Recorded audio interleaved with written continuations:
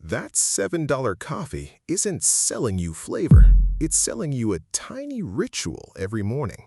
It's 8:15 on a Tuesday morning. You're in line at Starbucks 10 minutes before your shift starts, phone already out. You didn't even think about it. The app just opened on its own, muscle memory, thumb finding the icon before your brain caught up. You order the same drink you always get. You tap to pay with the balance you loaded onto the app last week, so no card comes out. No cash changes hands. Nothing to count. A minute later, your name gets called from behind the counter. You grab the cup, and it says your name on it in Sharpie, and something in your chest lifts a little. You tell yourself it's the coffee. It's not the coffee. Here's what's actually happening in that 30 seconds, and why you'll do it again tomorrow without questioning a single part of it. The first reason is the one sitting right in front of your face, and it's your name on that cup. You think it's there so the barista doesn't hand your oat milk latte to some guy named Kevin. That's the cover story. What's really going on is something researchers who study psychological ownership found when they gave people a plain stress ball and let some of them name it themselves.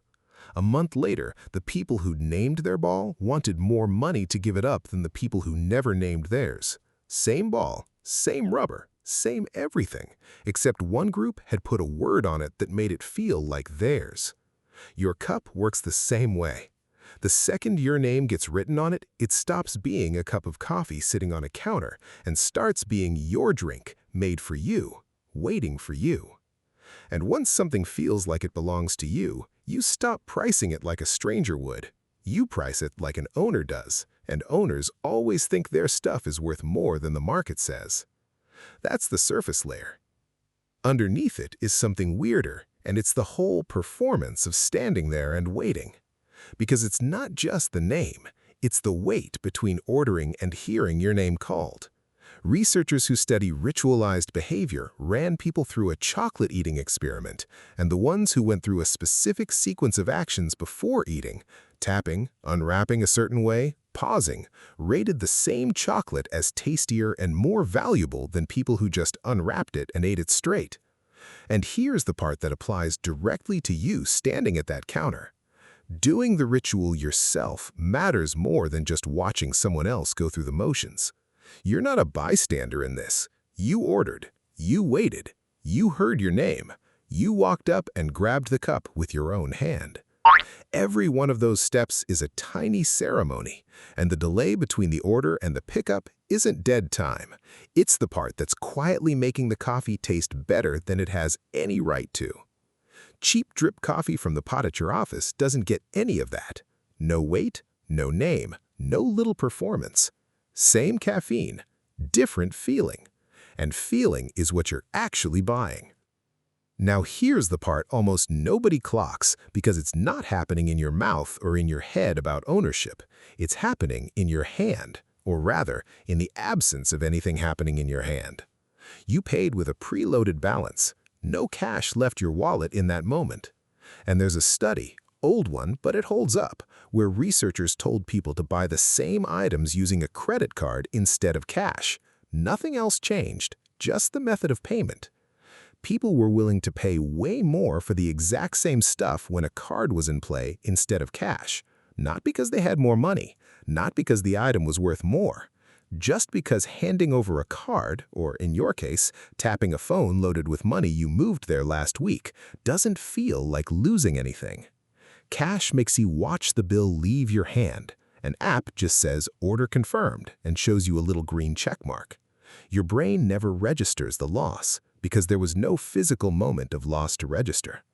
You're not spending $7 in that line. You're spending $7 worth of nothing you can feel.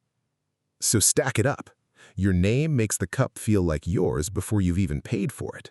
The wait and the ritual of hearing your name called makes the coffee taste like it's worth more than it is. And the app quietly erases the sting of paying, so none of that inflated feeling ever gets checked against reality. 3 separate mechanisms all firing at once, all aimed at the same $7. And every single one of them was working on you before you even got to the counter. The advice you've probably heard 100 times is to just make coffee at home because it's basically the same coffee for a fraction of the price.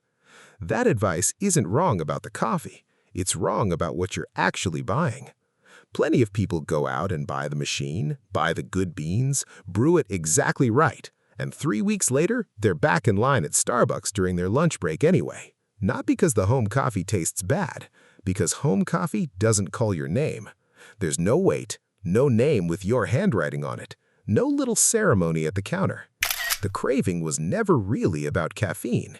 It was about that 30-second ritual, and pouring a cup at your own kitchen counter can't replicate a single part of it.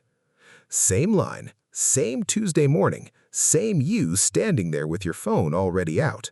But this time, before you tap to pay, you do one thing. You picture the 5 actual dollar bills and change that would come out of your wallet if the app didn't exist. Not as a lecture to yourself, just picture it for 2 seconds, the paper in your hand, the register drawer opening. Then you tap. That's it. You still get the coffee, you still hear your name, but you made the invisible visible for a second. And that's the only move that matters here, because the whole system depends on you never picturing the cash at all. Here's where you'll catch this happening to you, and it won't be at the counter. It'll be on your phone before you even leave the house. Some morning this week, you'll unlock your phone and there'll be a push notification sitting there. You're 20 stars away from a free reward, and you'll feel a small pull towards Starbucks that has nothing to do with wanting coffee that day. That notification is the moment, not the counter, not the cup. The second that number shows up on your lock screen and your route to work quietly reroutes itself towards a Starbucks you weren't planning on hitting. You're not paying for the coffee. You're paying to forget you're paying.